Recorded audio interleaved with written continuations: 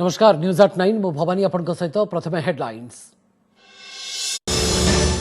आज राति 12टा परठारु 21 दिन पई सारा देश में लॉकडाउन घोषणा कले भाई 21 दिन पई बंद तो घोषणा कर देले।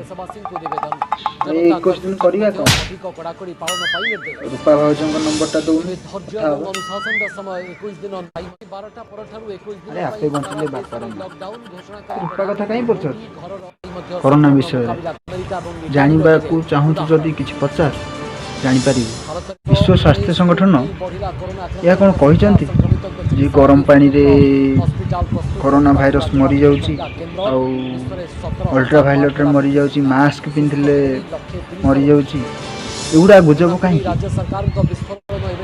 ताले सुन ए सब गुजब सब मिछ विश्व स्वास्थ्य संगठन जहा देछि ताहा देखिनियो गुजब रे विश्वास करंतु नाही।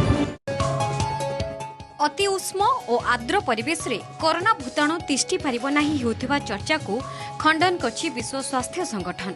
कोविड-19 भूताणु जेकोसी परिवेश रे संक्रमित होई पारे, तेणु सामाजिक दूरता बजाय रखिबा सह नियमित हाथ धोइबा उपरे संगठन गुरुत्वारोप करछि। अति ठंडा जलवायु अर्थात बरफ पड़ुवा स्थान रे कोरोना भाइरस तिष्ठि पारेनी बोली जुक्ति सह स्वास्थ्य संगठन एकमत नुहे। ठंडा परिवेश रे मध्य मनीष शरीर तापमात्रा 36.5 रु 37 डिग्री सेल्सियस रहुतबारु सबुबले संक्रमण आशंका रही थाए। गरम पानी रे गाधोइले संक्रमण रोकी हेबा नै प्रचारित गुजब रे विश्वास न करबाकू कहिछि WHO।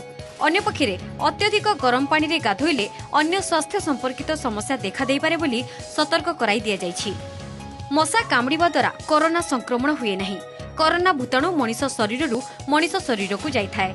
संक्रमित व्यक्ति छिंकरू बाहरुथिबा तरल पदार्थ और कफ द्वारा ही केवल संक्रमण हुए बोली WHO स्पष्ट करिछि। हैंड ब्रायर और अल्ट्रा वायलेट लैंप द्वारा कोरोना भाइरस को मारी हेबो बोली प्रचारित गुजब रे विश्वास न करबाकू परामर्श दैछि WHO।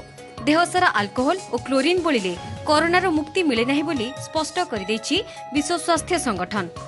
निमोनिया रोग पर व्यवहृत इंजेक्शन नेले, नाककू सालाइन रे धोइले और रसुण खाइबा द्वारा कोरोना रक्षा मिलुवा चर्चा रे प्रमाणगत तथ्य नथिबा स्वास्थ्य संगठन कहिछि। वयस्क लोक माने कोरोना रे आक्रांत हेबा आशंका अधिक थिबा संपर्कित चर्चा संपर्क रे WHO कहिछि जे सबु वर्गर लोकंकु भूताणु आक्रमण करि पारे। तेबे वयस्क लोकमानक रक्तचाप, सुगार, आजमा, हृद समस्या थिले सेमाने संक्रमित हेबा आशंका अधिक। से दृष्टिरु सबु वर्गर लोक सतर्कता अवलंबन करिबा परे WHO गुरुत्व दैछि। कोरोना भाइरस संक्रमण क्षेत्र में एंटीबायोटिक व्यवहार करा जाय परिबो नाही बोली विश्व स्वास्थ्य संगठन स्पष्ट करछि। सेपरि नोवेल कोरोना भाइरस संक्रमण चिकित्सा लगी अन्य कोनोसी औषध भी व्यवहार करिबो नाही।